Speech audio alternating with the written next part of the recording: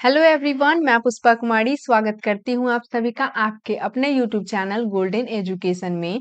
तो जैसा कि आप सभी को पता है कि हम पॉलिटी पढ़ रहे हैं, जिसमें हम आज कवर करेंगे मेकिंग ऑफ द कॉन्स्टिट्यूशन, यानी कि हमारा कॉन्स्टिट्यूशन कैसे बना, कब बना और इसकी डिमांड पहली बार किसने की थी।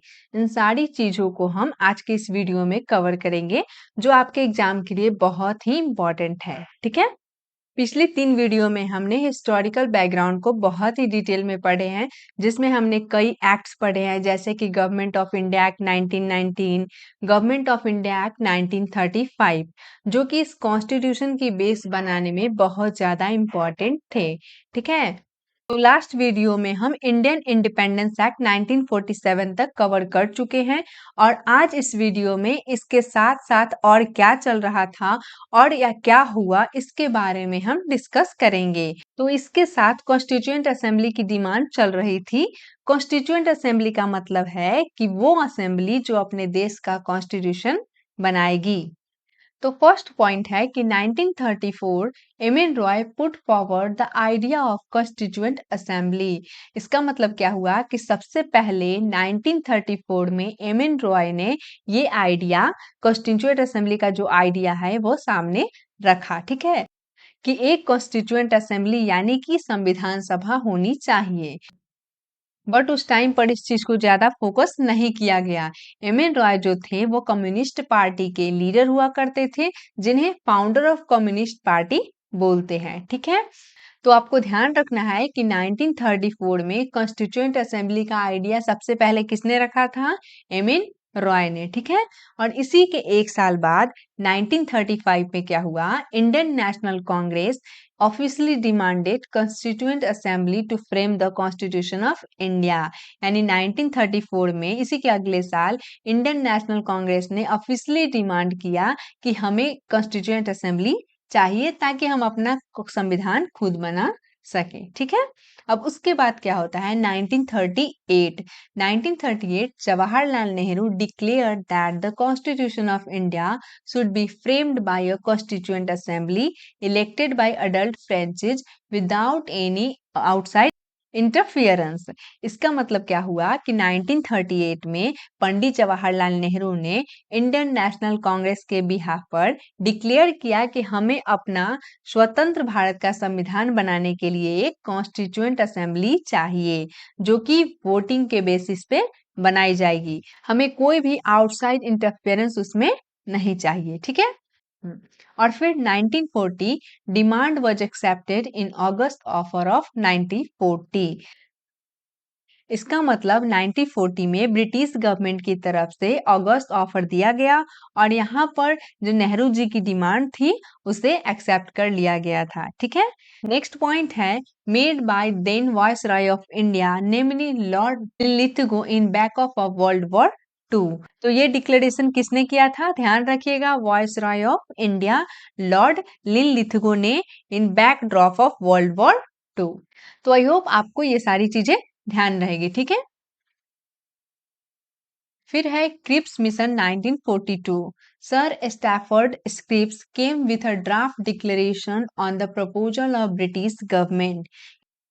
यानी कि ब्रिटिश गवर्नमेंट के प्रपोजल पर एक ड्राफ्ट डिक्लेरेशन के साथ सर स्टैफर्ड क्रिप्स आए। ठीक है। इसका मतलब कि 1942 में क्रिप्स मिशन आया, किस लिए आया? To formalise August offer. तो अगर आपसे पर्पस पूछा जाए कि क्रिप्स मिशन क्यों आया, तो क्यों आया? क्योंकि जो अगस्त ऑफर में बात कही गई थी, उस चीज को फॉर्मलाइज करने के लिए 1942 में क्रिप्स मिशन को भेजा गया। ठीक है। Under the chairmanship of sir Stafford Cripps. तो नाम ध्यान रखिएगा। ठीक है। इन्हीं के नाम पर क्रिप्स मिशन नाम रखा गया था। अब नेक्स्ट पॉइंट है as per proposal India was to be given dominion status. इसका मतलब क्या हुआ कि इस प्रपोजल के अनुसार इंडिया को डोमिनियन स्टेट दे दो, यानी कि ऊपर ताज पर ब्रिटिशर्स होंगे और बाकी अंदर जो पूरा कंट्रोल है भारत देश का वो इंडिपेंडेंट हो जाएगा। इस बात को यहाँ एक्सेप्ट कर ली गई थी। ठीक है। थर्ड पॉइंट है as per proposal there should be one Indian union compromising all the provinces and Indian states. मतलब कि जितने भी ब्रिटिशर्स प्रोविंसेस हैं और जितने भी प्रिंसली स्टेट हैं सब मिलकर क्या होगा, भारत देश एक इंडियन यूनियन बन जाएगा। ठीक है, इस बात को एक्सेप्ट की गई थी क्रिप्स मिशन में। ठीक, बट क्या हुआ, rejected by Muslim League wanted India to be divided into two autonomous states. मतलब कि मुस्लिम लीग ने इसे एक्सेप्ट नहीं किया। क्यों नहीं किया?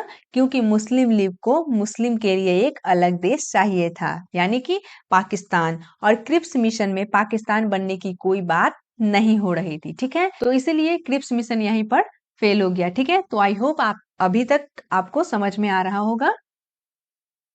अब आता है कैबिनेट मिशन 1946। तो 1946 में ब्रिटिश गवर्नमेंट ने कॉन्स्टिट्यूएंट असेंबली बनाने के लिए एक बार फिर कोशिश की। ठीक है, तो 1946 में ब्रिटिश गवर्नमेंट ने कॉन्स्टिट्यूएंट असेंबली बनाने के लिए एक बार फिर कोशिश की और प्राइम मिनिस्टर क्लेमेंट एटली ने 3 लोगों का एक ग्रुप इंडिया भेजा। ठीक है, वो 3 लोग कौन थे? तो लॉर्ड पेंथिक लॉरेंस, दूसरा है सर स्टैफोर्ड क्रिप्स और एवी अलेक्जेंडर। ठीक है, अब लॉर्ड पेथिक लॉरेंस कौन थे? Secretary of state for India. Sir Stafford Cripps कौन थे? President board of trade. And A V Alexander first lord of admiralty. ठीक है, all three of them were cabinet minister in British parliament. ठीक है, और ये तीनों ब्रिटिश पार्लियामेंट में कैबिनेट मिनिस्टर थे, इसलिए इस मिशन को नाम दिया गया, क्या दिया गया? Cabinet mission. ठीक है, अब नेक्स्ट पॉइंट क्या है? Objective to help India achieve the independence as early as possible and to set up a constituent assemble and it envisaged the establishment of constituent assembly to frame a constitution for the country। और इनका objective क्या था? इनका objective था India में constitution को frame करने के लिए एक कॉन्स्टिट्यूएंट असेंबली एस्टेब्लिश करवाना। ठीक है, अब इसके बाद कैबिनेट मिशन ने प्रपोज किया कि कॉन्स्टिट्यूएंट असेंबली में टोटल मेंबर कितने होंगे? 389। ठीक है, अब 389 में, इन 389 मेंबर में 296 जो सीट्स हैं वह ब्रिटिश इंडिया को होगा और 93 सीट्स प्रिंसली स्टेट के लिए। ठीक है, अब जो ब्रिटिश इंडिया के जो 296 सीट्स थी उन्हें इलेक्ट किया गया किसके द्वारा? प्रोविंशियल लेजिस्लेटिव असेंबली के द्वारा। और ये जो 93 सीट्स थी प्रिंसली स्टेट में, उसे नॉमिनेट किया गया था the head of princely states. ठीक है, अब जो 296 ब्रिटिश इंडिया थे उन्हें फर्दर 2 पार्ट में डिवाइड किया गया। 292 सीट्स गवर्नर प्रोविंसेस को और 4 सीट्स चीफ कमिश्नर प्रोविंसेस को। लेकिन ये थे सारे ब्रिटिश प्रोविंस के ही पार्ट। ठीक है, तो क्लियर है। अब आगे चलकर अब नेक्स्ट पॉइंट क्या है? रफली 1 seat was to be allotted for every million population. अब आगे चलकर इन्हें रिप्रेजेंटेशन देनी है, तो रिप्रेजेंटेशन कैसे देंगे? तो रिप्रेजेंटेशन देने के लिए इन्होंने पॉपुलेशन के हिसाब से सीट्स दी थी। मतलब कि एक सीट मिलेगी कंस्टिट्यूएंट असेंबली में और वो एक सीट रिप्रेजेंट करेगी 1 मिलियन पॉपुलेशन को, यानी कि 10 लाख लोगों के लिए एक सीट रखी गई थी। ठीक है, फिर क्या है? 296 British India divided among 3 communities. अब क्या हुआ कि 296 जो ब्रिटिश इंडिया थे उन्हें अच्छे से 3 कम्युनिटीज में डिवाइड किया गया। ठीक है, और वो 3 कम्युनिटीज कौन थे? मुस्लिम्स, सिख्स और जनरल। ठीक है, तो आई होप अभी तक हम जितना भी डिस्कस किए हैं वो सभी आपको अच्छे से समझ में आ रहा होगा। ठीक है, कहीं भी अगर कोई पॉइंट आपको समझ में नहीं आए तो प्लीज आप कमेंट में मुझसे पूछ सकते हैं। तो चलिए अब हम देखते हैं working of constituent assembly. First meeting of constituent assembly 9 दिसंबर 1946, यानी कि 9 दिसंबर 1946 को कॉन्स्टिट्यूएंट असेंबली की पहली मीटिंग हुई थी। ठीक है, जिसमें अटेंडेड बाय ओनली 211 मेंबर्स, मतलब जिसमें केवल 211 मेंबर ही अटेंड किए थे। तो ध्यान रखिएगा इस पॉइंट को कि पहली मीटिंग कब हुई थी? 9 दिसंबर 1946 को। इससे डायरेक्ट एग्जाम में क्वेश्चन पूछ दिए जाते हैं। ठीक है, अब ये जो फर्स्ट मीटिंग हुई थी, इस मीटिंग को मुस्लिम लीग ने क्या किया? बॉयकॉट किया था। ठीक है, क्यों किया था? क्योंकि मुस्लिम लीग की तो एक ही डिमांड थी कि 2 कॉन्स्टिट्यूएंट असेंबली होनी चाहिए, ठीक। नेक्स्ट पॉइंट क्या है? Temporary president doctor Sachchidanand Sinha the oldest member was elected president for the first meeting following French tradition. यानी कि अब यहाँ पर फ्रांस की परंपरा को फॉलो करते हुए इस असेंबली के ओल्डेस्ट मेंबर डॉक्टर सच्चिदानंद सिन्हा को कॉन्स्टिट्यूएंट असेंबली के टेम्पररी प्रेसिडेंट बनाया गया। और इसके बाद जब नेक्स्ट मीटिंग होती है तब डॉक्टर राजेंद्र प्रसाद को इलेक्शन के बेस पर कॉन्स्टिट्यूएंट असेंबली का प्रेसिडेंट चुन लिया गया, ठीक है। और साथ ही साथ डॉक्टर एच.सी. मुखर्जी और वी.टी. कृष्णमाचारी को वाइस प्रेसिडेंट चुना गया।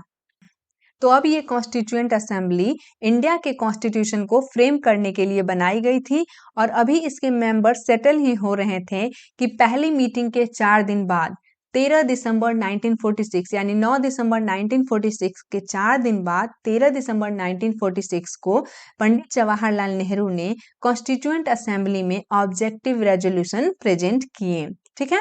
तो चलिए अब हम ऑब्जेक्टिव रेजोल्यूशन को पढ़ते हैं, जिसमें फर्स्ट पॉइंट है India shall be a union of states which were part of British India and the princely states who are willing to be part of India।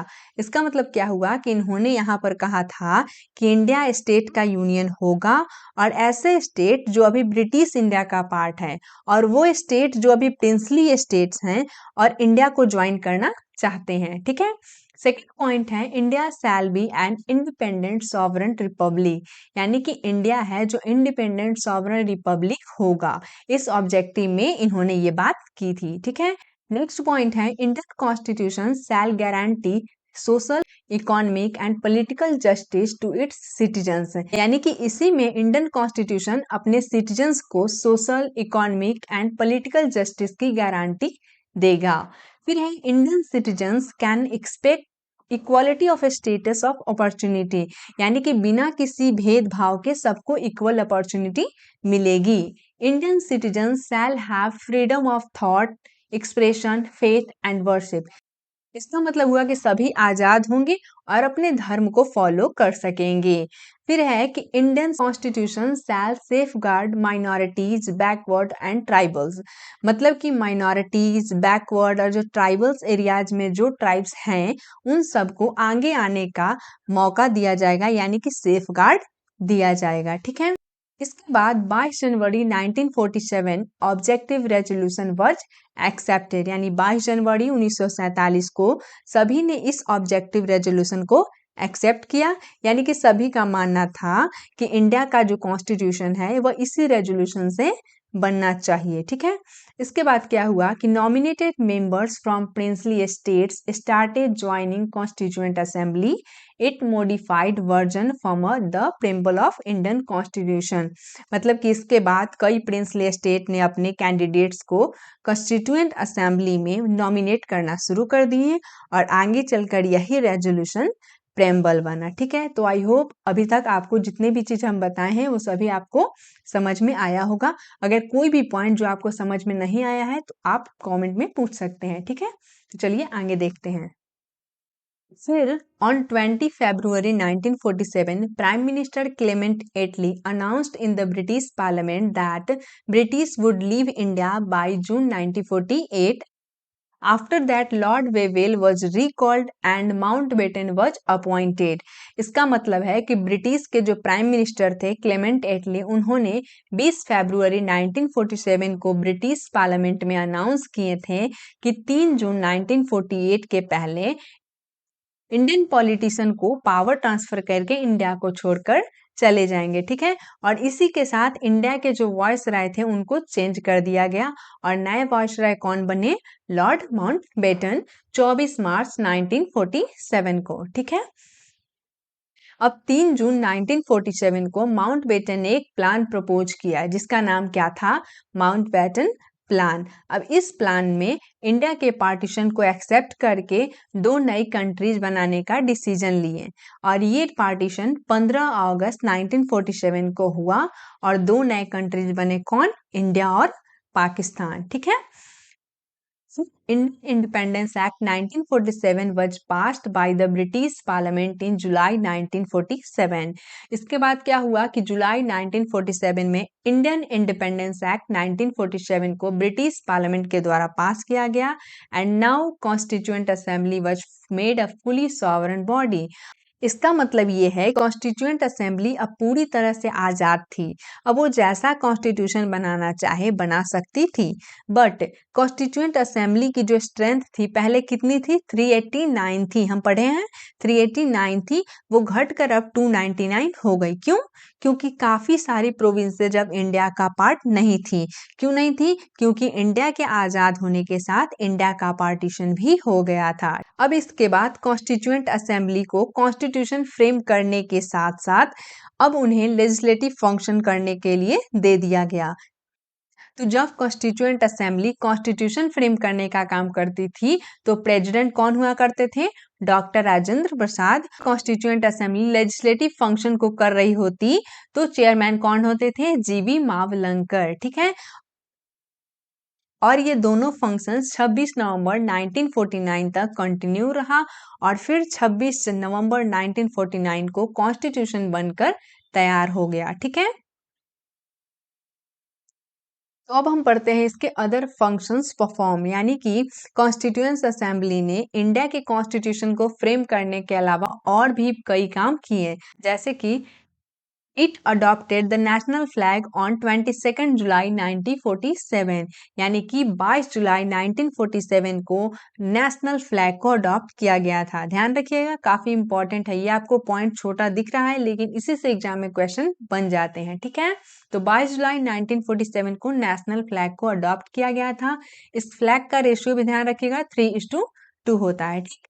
ठीक, नेशनल एंथम की बात करें तो नेशनल एंथम को 24 जनवरी 1950 को adopt किया गया था। ठीक, अब नेशनल एंथम यानी जन गण मन जिसे रविंद्रनाथ टैगोर के द्वारा रचा गया था, तो ये भी काफी इंपॉर्टेंट पॉइंट है, ध्यान रखिएगा। ठीक है, और नेशनल सॉन्ग को भी 24 जनवरी 1950 को अडॉप्ट किया गया था।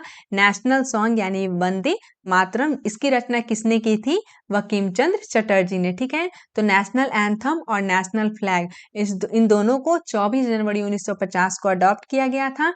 नेशनल एंथम की रचना किसने की है, तो रविंद्रनाथ टैगोर ने, और नेशनल सॉन्ग की रचना बंकिम चंद्र चटर्जी ने की है। ठीक है, डॉक्टर राजेंद्र प्रसाद को भारत के पहले प्रेसिडेंट के रूप में चुना गया था। तो ध्यान रखिएगा 24 जनवरी 1950 को डॉक्टर राजेंद्र प्रसाद को first president of India elect किया गया था। ठीक है, तो इस पॉइंट को आप याद रखिएगा, बहुत ही ज्यादा इंपॉर्टेंट है आपके एग्जाम के लिए। ठीक है, अब हम आगे देखते हैं। It took 2 years, 11 months and 18 days over 11 sessions to complete the framing of Indian Constitution, यानी कि इंडिया के कॉन्स्टिट्यूशन को फ्रेम करने के लिए टोटल कितना टाइम लगा था, 2 साल 11 माह और 18 दिन, जिसमें टोटल 11 सेशन हुए थे। इस पॉइंट को आप ध्यान रखिएगा, बहुत ही ज्यादा इंपॉर्टेंट है। एग्जाम में डायरेक्टली इससे क्वेश्चन बन जाते हैं कि इंडिया के कॉन्स्टिट्यूशन को फ्रेम करने में बनने में कितना टाइम लगा, तो 2 साल 11 माह 18 दिन। ठीक है, constitution makers had gone through the constitution of 60 countries, यानी कि इस कॉन्स्टिट्यूशन को बनाने के लिए कॉन्स्टिट्यूशन मेकर्स ने लगभग 60 देशों के कॉन्स्टिट्यूशन को पढ़ा, ताकि सभी देशों के कॉन्स्टिट्यूशन की अच्छी चीजें हमारे कॉन्स्टिट्यूशन में ला सके। ठीक है, इस कॉन्स्टिट्यूशन को बनाने में जो टोटल एक्सपेंडिचर है, जो टोटल खर्च है, वो 64 लाख है अप्रॉक्स। ध्यान रखिएगा, ये भी काफी इंपॉर्टेंट पॉइंट है। ठीक है, अब हम पढ़ते हैं committees of the constituent assembly. तो this constituent assembly appointed multiple committees to deal with different task of constitution making. तो देखिए, कॉन्स्टिट्यूशन मेकर्स वर्ried थे कि एक ऐसा कॉन्स्टिट्यूशन कैसे बनाए जो पूरे देश की नीड्स को सेटिस्फाई कर पाए। तो ऐसा कॉन्स्टिट्यूशन बनाना अपने आप में एक बहुत बड़ा टास्क था। ठीक है, ऐसे में कॉन्स्टिट्यूशन को बनाने के लिए जो डिफरेंट डिफरेंट टास्क थे उसके साथ डील करने के लिए मल्टीपल कमिटीज अपॉइंट किए गए, और इसी के लिए 8 मेजर और 13 माइनर कमिटी बनाई गई। ठीक है, अब बहुत सारी कमेटी बनाई गई, जिसमें सबसे इम्पोर्टेंट है ड्राफ्टिंग कमेटी, जिसे हम डिटेल में पढ़ेंगे, ठीक है। तो बहुत सारी कमेटी बनाई गई और उन सभी को अपना जो प्रपोजल था वो ड्राफ्टिंग कमेटी को देनी थी, और इन सारी प्रपोजल और रिकमेंडेशन के बेस पर ड्राफ्टिंग कमेटी को अपना एक ड्राफ्ट रेडी करना था, ठीक है। तो doctor B R Ambedkar was the chairman of drafting committee. बहुत ही ज्यादा इंपॉर्टेंट पॉइंट है, ध्यान रखिएगा। ड्राफ्टिंग कमेटी के जो चेयरमैन थे वो कौन थे? डॉक्टर बी आर अम्बेडकर, ठीक है। और इसीलिए उन्हें फादर ऑफ इंडिया कॉन्स्टिट्यूशन कहा जाता है, ठीक है। तो ड्राफ्टिंग कमेटी के चेयरमैन कौन थे? डॉक्टर बी आर अम्बेडकर, ठीक है। उसी तरह से और भी कमिटीज थी, जैसे कि union constitution committee and state committee. तो इसके चेयरमैन कौन थे? इन दोनों के चेयरमैन थे जवाहरलाल नेहरू। और ऐसे ही the provincial constitution committee and advisory committee on fundamental right, इन दोनों के चेयरमैन कौन थे? सरदार वल्लभ भाई पटेल। तो ध्यान रखिएगा इन पॉइंट को, ठीक है। तो अब हम जानते हैं ड्राफ्टिंग कमेटी को। After taking into consideration the proposals of various committees, the draft committee prepared the first draft of the Constitution of India in February 1948. तो अभी हम आपको बताए हैं कि बहुत सारी कमिटीज जो थी वो ड्राफ्टिंग कमेटी को अपना रिकमेंडेशन देती थी, और उस रिकमेंडेशन के बेस पर ड्राफ्टिंग कमेटी को अपना एक ड्राफ्ट तैयार करना था, ठीक है। वेरियस कमिटीज के प्रपोजल के कंसिडरेशन के बाद ड्राफ्टिंग कमेटी ने इंडिया के कॉन्स्टिट्यूशन का पहला ड्राफ्ट फरवरी 1948 में तैयार किया था, ठीक है। और उसे सबके सामने लाया गया और सभी के फीडबैक लेने के बाद इसमें चेंजेस किया गया, और फिर उसके बाद आया सेकेंड ड्राफ्ट। सेकेंड ड्राफ्ट अक्टूबर 1948 में लाया गया, ठीक है। और फिर doctor B R Ambedkar introduce the final draft of the constitution in constituent assembly on 4 November 1948। Constitution का फाइनल ड्राफ्ट कॉन्स्टिट्यूएंट असेंबली में 4 नवंबर 1948 को बी आर अम्बेडकर ने इंट्रोड्यूस किया, ठीक है। और फिर इसके बाद नवंबर 1949 तक असेंबली में डिस्कशन होते रहे। In the Constituent Assembly, around 7,635 amendments were proposed. Out of these, about 2,473 amendments were actually moved, debated and discussed. Constituent Assembly में अराउंड 7,635 अमेंडमेंट प्रपोज किए गए थे, जिसमें 2,473 अमेंडमेंट जो है एक्चुअली डिस्कस किए गए थे। On 26 November 1949 the motion adopting the draft constitution was declared passed in the constituent assembly. और फाइनली क्या हुआ? 26 नवंबर 1949 को ड्राफ्ट कॉन्स्टिट्यूशन को असेंबली में पास कर दिया गया, ठीक है। The constitution of India was adopted on November 26, 1949. The Constitution was comprised of a preamble, 395 articles divided into 22 parts and 8 schedules. इसका मतलब क्या हुआ कि इंडिया के कॉन्स्टिट्यूशन जो है वो 26 नवंबर 1949 को अडॉप्ट किया गया था, जिसमें एक प्रेम्बल, 395 आर्टिकल यानी अनुच्छेद जो कि 22 पार्ट में डिवाइडेड था, 22 भाग, एंड 8 शेड्यूल्स यानी 8 अनुसूचियां थी। तो इस पॉइंट को भी आप ध्यान रखिएगा। इससे एग्जाम में डायरेक्ट क्वेश्चन बन जाते हैं कि मूल रूप से कितने आर्टिकल या फिर शेड्यूल थे, यानी कि 395 आर्टिकल्स, 8 शेड्यूल और 22 पार्ट्स थे। लेकिन अगर हम प्रेजेंट की बात करें तो ध्यान रखिएगा प्रेजेंट में 25 पार्ट है, ठीक है। पहले कितने थे? 22 पार्ट थे, अभी कितने हैं? 25 पार्ट हैं, 448 आर्टिकल्स हैं। ध्यान रखिएगा 448 आर्टिकल और 12 शेड्यूल्स हैं।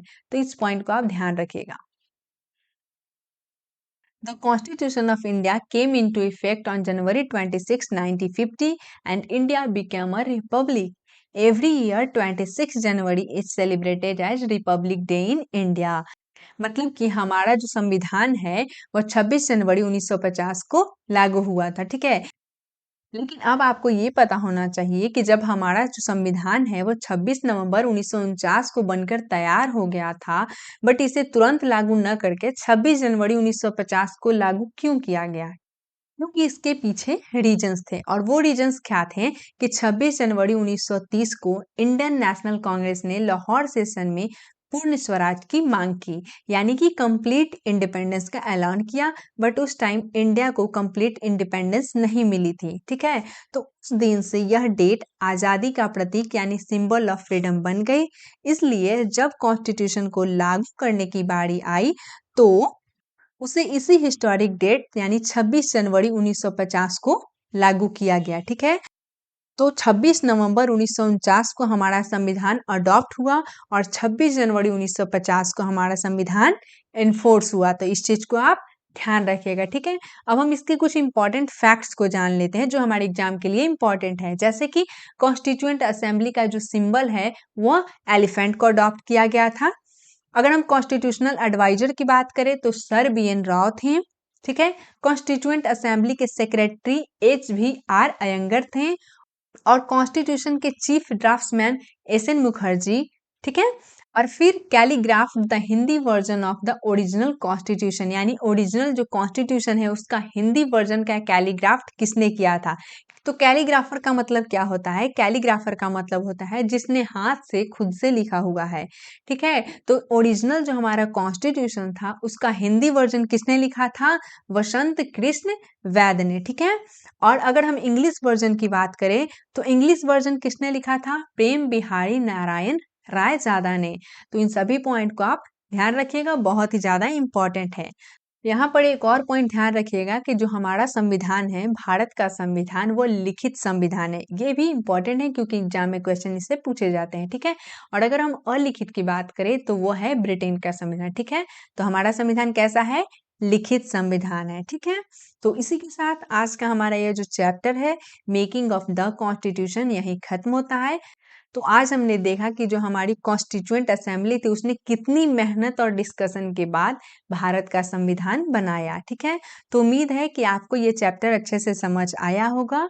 तो अगर आपको इस क्लास का PDF चाहिए और कोई भी गाइडेंस चाहिए तो आप टेलीग्राम चैनल को ज्वाइन कर लें। और अगर आपको ये वीडियो पसंद आया हो तो प्लीज़ इस वीडियो को आप लाइक करें और अपने दोस्तों के साथ ज़्यादा से ज़्यादा शेयर करें। और अगर आप चैनल पर पहली बार आए हैं तो इस चैनल को सब्सक्राइब कर दें, ठीक है। तो मिलते हैं फिर नेक्स्ट वीडियो में, तब तक के लिए all the best for your exam.